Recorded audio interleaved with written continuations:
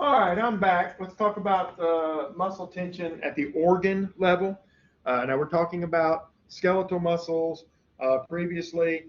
At the organ level, we're going to talk about skeletal muscles, but there's also going to be a little bit of smooth muscle sort of intermingled in there. And then a little bit later, we'll have a few minutes on strictly the smooth muscles and cardiac muscles. So, a motor unit is a single motor neuron and all the muscle fibers it innervates, and there'll be a slide to show you that in a minute. It's considered to be a slow fiber composed of type 1 fibers only, or fast composed of type 2 fibers only. So a motor unit will only have slow or fast fibers.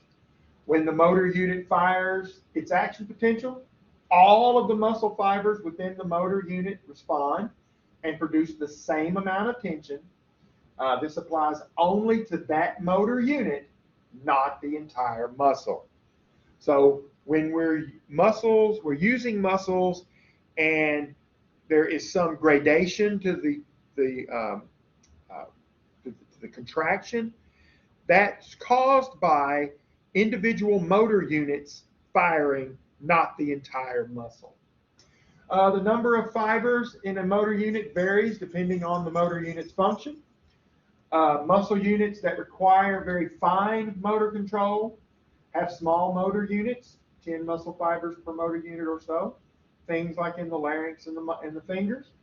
Those requiring less control are going to generate much more power, so they have larger motor units, such as the postural muscles of the back and the large muscles of the leg. I will not ask you to remember 10 muscle fibers and 2,000 to 3,000. Simply remember, fine motor control requires small motor units. Think about it. If you are working on a wristwatch and you need a screwdriver to use a wristwatch, you don't want a screwdriver this long. You want a very fine, small screwdriver. So for fine control, you have small motor units. If you need less control, then you can have a bigger unit. The contraction is initiated and activates a small number of motor units. As greater force is required, more motor units will be stimulated. This is known as recruitment. Slow motor units are typically activated first, with the fast ones following as additional tension is needed. As we've talked about a couple of other times, on moving day, when you're picking up boxes and you've been, lift with your knees, lift with your legs, not with your back. You go down and you've been picking these boxes up all day, and the box typically weighs from 25 to 40 pounds, and you pick it up and you carry it to the moving van, and you come back in and you get another one and you pick it up and you're moving it, and then you get another one, and another one only weighs about 5 pounds because it's full of pillows, and you fling it to the ceiling. Well, the reason you do that is because when you're lifting up the 40-pound box, you have to use the slow fibers and the fast ones. And as your body senses it's heavier and heavy, more and more and more and more muscles will contract. Then after you've done that a bunch of times, your body and your brain has trained itself for that box. And then you get to the 5-pound box, you don't need all that, and you use all those muscles and you throw it up. You could also do exactly the opposite thing. You can go and there's a whole bunch of boxes that are really, really light, and you get used to those, and then you squat down to a 40-pound box and throw your back out and practically separate your shoulders because your body's not expecting that heavy weight, and it's trying to lift it with only the slow motor fibers. Muscle tone is the baseline level of involuntary activation of motor units by the brain and spinal cord. Muscle tone is what our muscles look like at rest. So this is vital for maintenance of erect posture, stabilization of joints, heat production in the wintertime, and preserving a level of preparedness for movement. You need to be ready. Human beings, we need to be ready to move at all times because you never know when you may need to move. In a couple of days, when we start talking about the nervous system, we'll talk about the fight or flight syndrome or fight or flight system. And you've got to be ready to move. If you're not ready to move, that's how you get hurt. The nervous system alternates which motor units it activates. Some can rest while others contract. And here is a wonderful picture of, here's the axon of this motor neuron right here. And you see it innervates these three fibers. And then this one innervates these fibers. I wish they would have drawn this with one more red one, so it would be equal numbers, but we won't quibble. But this is motor unit 2. This is motor unit 1. And let's just say, for instance, these are the muscles that are contracting at point A.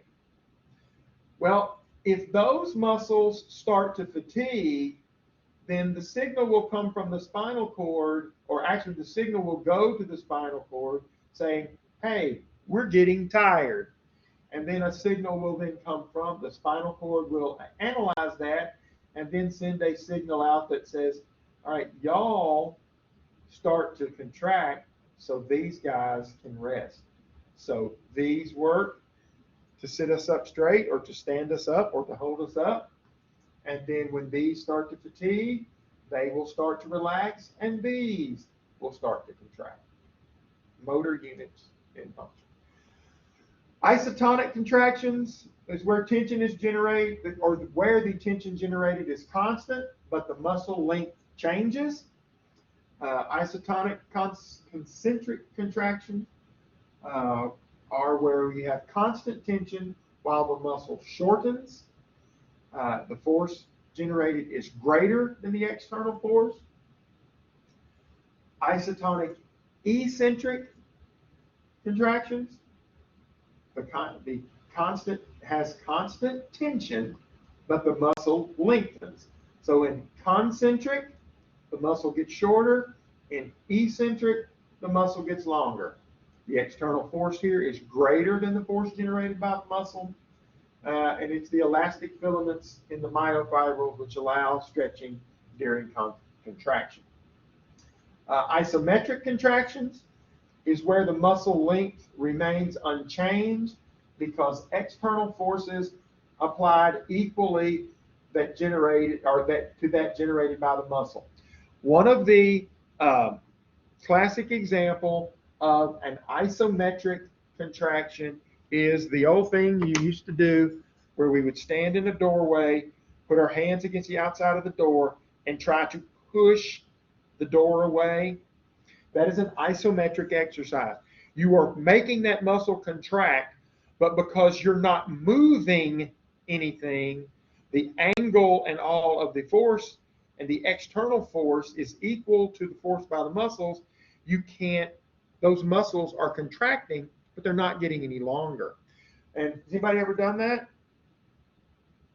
You should try it sometime. It's really cool. Stand in the doorway, put the outside of your hands against the outside of the door, and then push, push, push, push as hard as you can for about 20 seconds. And then stop and step outside of the doorway and just let your arms kind of go limp, and your arms will go. Because those muscles have contracted, and when you release that outer energy, that allows the muscles to then start to shorten, and when they start to shorten, they'll lift your arms up. Give it a shot. It's kind of cool. All right, there is muscle contraction showing the isotonic contraction where you're contracting here. There's the concentric, the muscle's getting shorter. The eccentric, the muscle's getting longer. And the isometric, that's what you're doing when you've got the dumbbell and you're just holding it.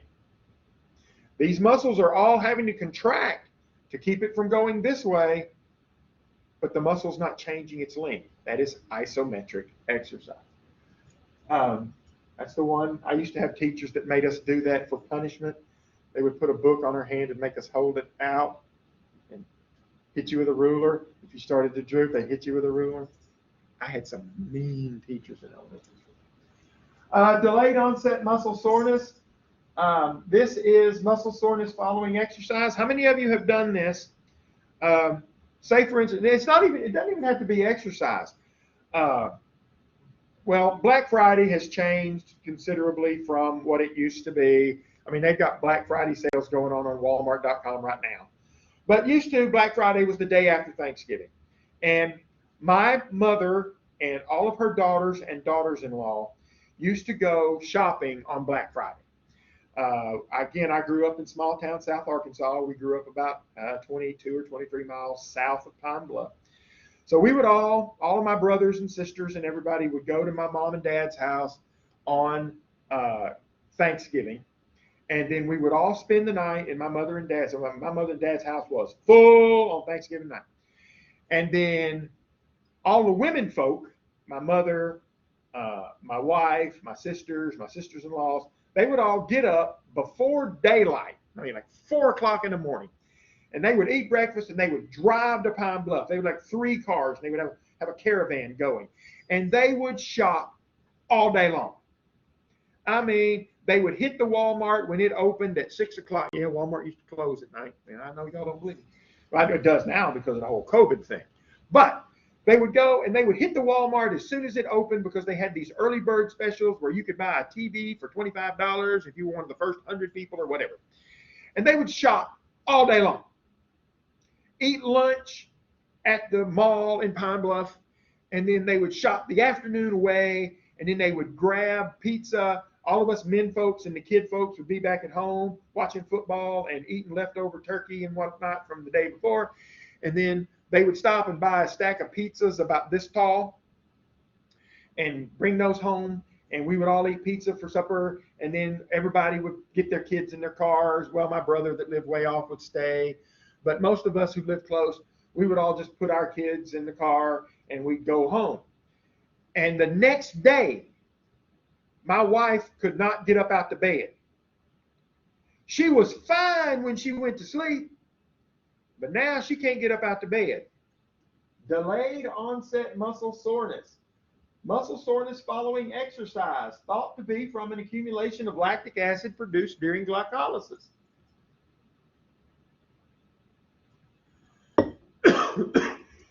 Current research, however, suggests it's more likely due to minor structural damage in the muscle fibers themselves, especially caused by isotonic eccentric muscle contractions. The pain may also be due to myofibril remodeling, which is an adaptive response to stress placed on the muscle. The most effective treatment for delayed onset muscle soreness is more exercise. Actually, get up out the bed and mop the floors or something. I didn't never tell my wife to do that. Gentlemen out there, don't you ever tell your wife to do that either, because you will get in more trouble in a little bit. But more exercise seems to be the most effective treatment. Once exercise ceases, pain returns until the muscle is sufficiently conditioned through training. So basically,